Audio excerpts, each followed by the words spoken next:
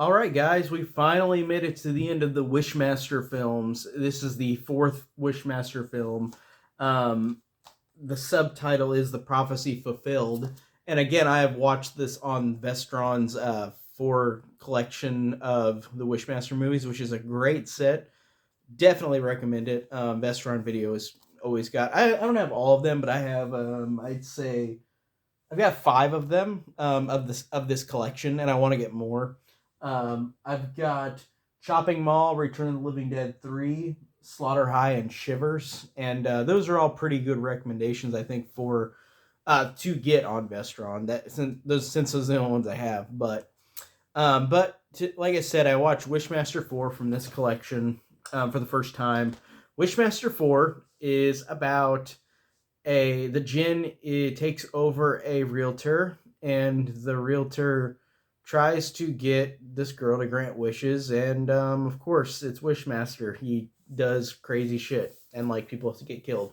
Um, there is another actor who plays the djinn in this. It's not Andrew Divoff from the first two, who's great.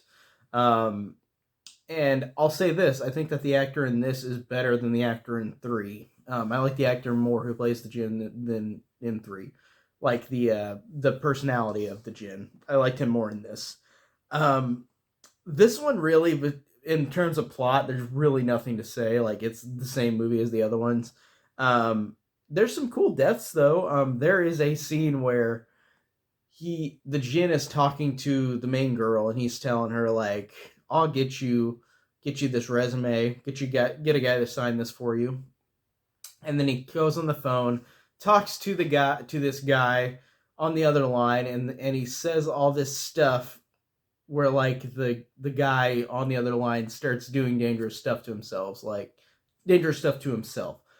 this dude will suddenly, like, he will say something relating to cutting off his nose, so the guy cuts off his nose and cuts off his ears, and his tongue, uh, and then he says like, and then the djinn says to him like, "I'm not gonna have a gun to your head," and then a gun magically appears, and then it magically makes him shoot himself in the head.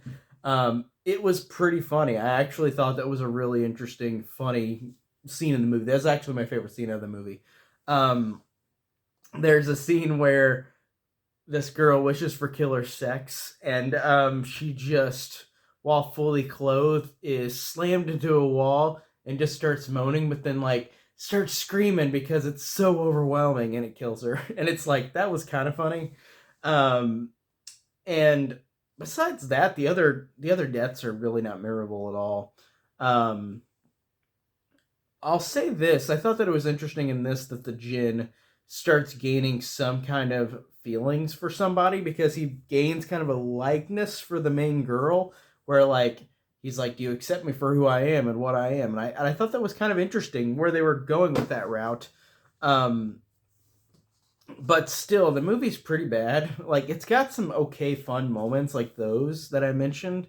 Um, but it's got a lot of bad low budget stuff. Like there's a scene where um they're fight like the djinn and somebody else are fighting in the woods with swords, and it's just really really underwhelming. It reminded me of Wishmaster 3, where the djinn fights that ancient figure. I forgot what the ancient figure's name was, but they fight in a church, and it's like just clanking swords around. It reminded me of that. It was very similar to that, where it's very low budget and very unepic but trying to be epic kind of thing. And these two sequels did that a lot, where they tried to be more epic than what they are, and they're really not. um Really, besides that, this one is pretty unmemorable. Like I said, there's a couple fun deaths, but it's really not that good still. I think I definitely like it over part three.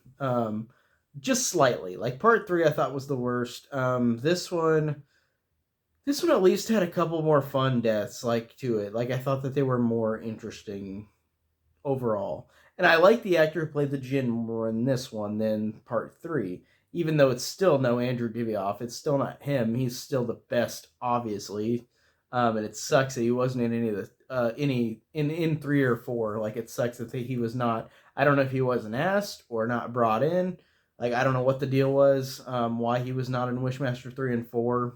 Um, but it really does show because he really is the star of those first two movies, and he's so entertaining and so fun.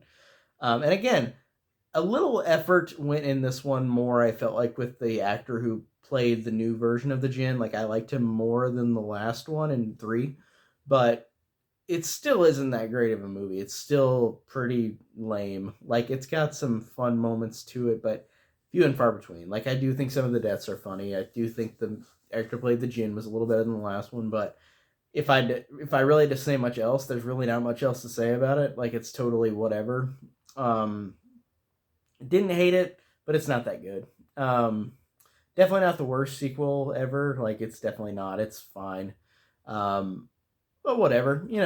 I'm just glad I'm done with the Wishmaster movies. I'm glad I finally got to watch all 4 of them. Like I said, thanks to Vestron's excellent set. Like this is such a great set.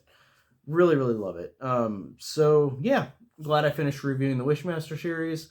I've got more reviews coming up, but they're going to be not as much franchises right now. They're going to be more like movies that Scream Factory has released, because I've been buying a lot of Scream Factory stuff. So Ghost House will be next, depending on how this video is placed in my videos uploaded, but it should be Ghost House next. So that is it for today, and I'll see you guys later. Take care.